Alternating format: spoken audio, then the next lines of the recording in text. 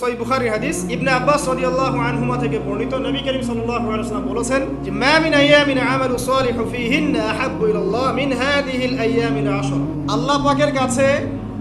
এই 10 দিন অর্থাৎ জিলহজ মাসের প্রথম 10 দিনের নেক আমল যত বেশি প্রিয়, আল্লাহর কাছে জিলহজ মাসের প্রথম 10 দিনের নেক আমল যত বেশি প্রিয়, অন্য কোনো আমল এত বেশি প্রিয় না। অন্য কোনো আমল, এটা বুঝতে গিয়ে সাহাবায়ে কেরাম প্রশ্ন করছেন, ক্বালু, তারা বলছেন, ইয়া রাসূলুল্লাহ, হে আল্লাহর রাসূল, বলুন সাল্লাল্লাহু আলাইহি ওয়াসাল্লাম, ওয়ালাল জিহাদু ফি সাবিলিল্লাহ, আল্লাহর পথের জিহাদও কি নয়? আমরা তো জানি ইসলামের সর্বোচ্চ চূড়া হচ্ছে আল্লাহর পথের জিহাদ। তো নবী সাল্লাল্লাহু আলাইহি ওয়াসাল্লাম বলছেন ওয়ালাল জিহাদু ফি সাবিলিল্লাহ, আল্লাহর পথের জিহাদও নয়, ইল্লা, তবে ওই ব্যক্তির কথা ভিন্ন, রাজুলুন খরাজা বিনাফসিহি ওয়া মালিহি ফালাম ইয়ারজি' মিন যালিকা বিশাই,